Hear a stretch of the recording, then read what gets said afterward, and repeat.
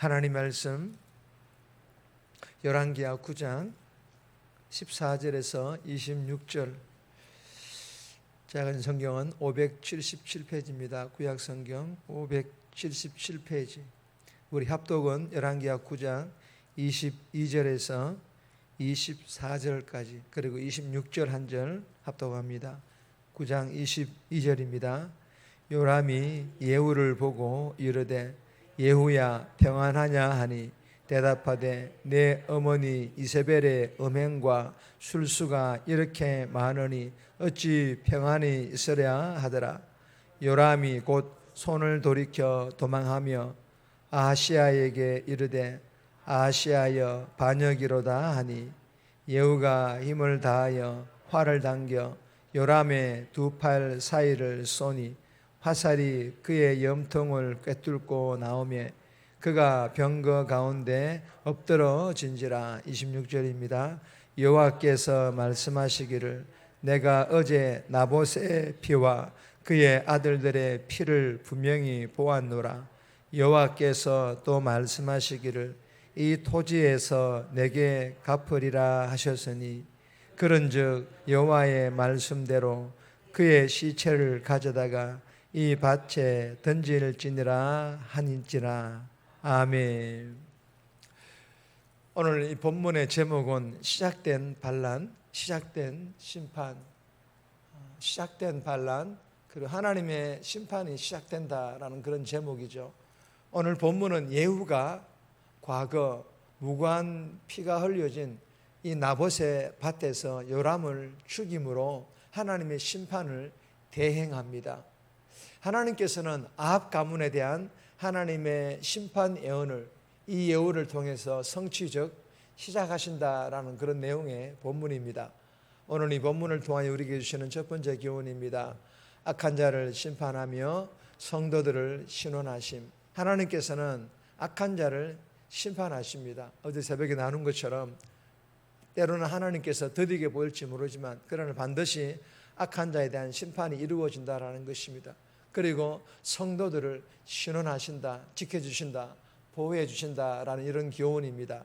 21절에서 26절까지인데 26절 말씀 보시면 여호와께서 말씀하시기를 내가 어제 나봇의 피와 그의 아들들의 피를 분명히 보았노라. 여호와께서 또 말씀하시기를 이 토지에서 내게 갚으리라 하셨으니 그런즉 여호와의 말씀대로 그의 시체를 가져다가 이 밭에 던져질지니라 하는지라. 여러분 27절에 보시면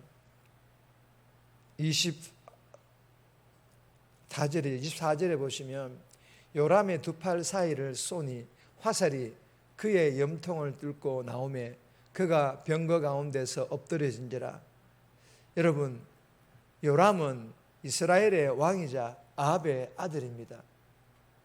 이 요람도 아버지 아합 못지않게 악한 왕이었습니다.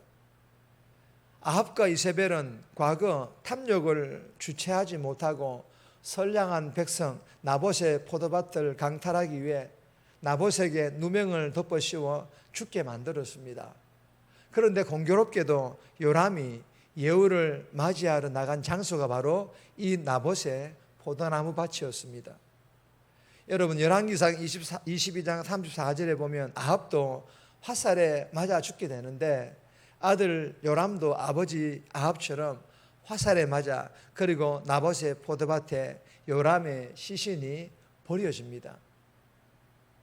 여러분 보세요. 열왕기상 21장 17절에 24절에 보면 아합과 이세벨에 대한 하나님의 심판 예언이 어제 새벽 본문부터 시작해서 오늘 본문에서도 하나씩 그 예언이 성취되고 있는 것을 볼 수가 있습니다. 사랑하는 여러분, 주시는 교훈이 무엇입니까? 지금 우리가 사는 이 시대 역시 강하고 악한 자들이 힘없는 약한 자들을 억압하고 착취하고 있는데 하나님께서는 이러한 강하고 악한 자들에 대하여 마치 나봇의 때처럼 침묵하고 방치하고 계시는 것만 같아 보인다라는 것입니다. 그러나 여러분 어제 새벽에 나누었던 것처럼 그렇지 않습니다. 하나님께서는 하나님의 때와 하나님의 방법을 이미 다 정하셨고 그리고 정확한 그때에 계획하신 그 방법으로 강하고 약한 자들을 심판하실 뿐만 아니라 약하고 힘없는 특히 이 성도들의 신원 즉 억울함을 풀어주실 줄 믿고 약한 자들을 악한 자들이 승승장구하는 것에 대하여 원망하지 않고 조금 더 인내하며 주어진 일에 최선을 다하며 순종하는 그런 성도다운 삶 오늘도 살아갈 수 있기를 주님의 이름으로 축복합니다. 두 번째 주시는 교훈입니다. 죄는 무기력, 성결은 능력. 죄는 무기력함이며 성결은 능력이다라는 그런 교훈입니다. 14절에서 16절, 21절에서 24절까지인데 22절 말씀 보시면 요람이 예후를 보고 이르되 예후야 평안하자 하니 대답하되 내 어머니 이세벨의 음행과 술수가 이렇게 많으니 어찌 평안히 있으랴 하더라. 여러분 이스라엘 사람들이 보기에는 예후가 반란한 것으로 보일 것입니다. 이처럼 예후가 왜 반란을 했을까요? 그리고 아합의 집안에 대한 숙청, 즉 하나님의 심판이 왜 주어졌을까요?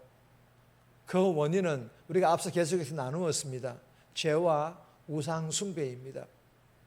그러나 촉발자, 즉 제1 원인자는 아합이 아닙니다. 오히려 아합의 아내인 이세벨입니다. 22절에 보면 다 같이 읽겠습니다. 내 어머니 이세벨의 음행과 술수가 이렇게 많으니 어찌 평안히 있으랴 하더라. 무슨 말입니까? 한마디로 이세벨 너 때문이라는 것입니다.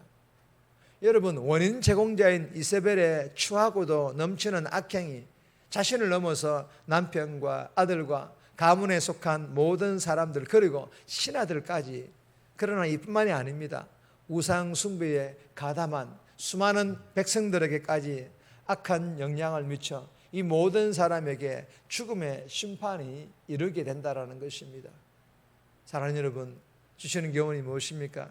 나의 작은 죄악이 나 자신뿐만 아니라 가족과 성도들과 직장 동료들에게 그리고 교회 공동체 안에도 선한 영향력이 아닌 부정적인 영향력을 끼칠 수 있다는 것을 꼭 기억하므로 죄를 대수롭지 않게 여기는 영적 안일함을 버리고 영적 무기력함으로부터 회복하여서 거룩이 성결이 능력인 줄 믿고 오늘도 죄와 싸워 이기는 그런 복된 삶 살아갈 수 있기를 주님의 이름으로 축복합니다. 세 번째 주시는 교훈입니다. 하나님과 회복할 때 참된 평안이 주어진 하나님과 회복할 때 참된 평안이 주어진다라는 그런 교훈입니다. 17절에서 22절까지인데 말씀은 읽지 않겠습니다. 여러분 요람은요 멀리서 달려오는 예후에게 파수꾼을 보내어서 반복적으로 평안하냐 즉 평안의 소식이 있냐 하고 묻습니다.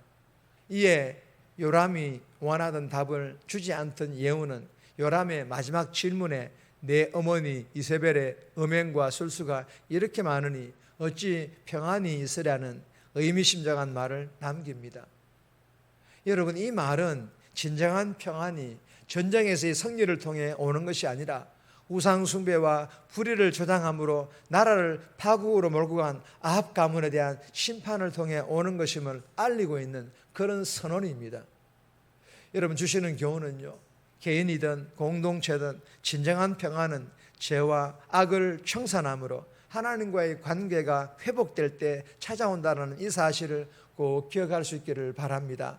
그래야 해서 날마다 회개의 거룩한 습관으로 회개하여 회복함과 더불어 오늘 하루도 하나님과 함께함으로 하나님 주시는 참된 평안을 누리는 그런 복된 삶 살아갈 수 있기를 주님의 이름으로 축복합니다.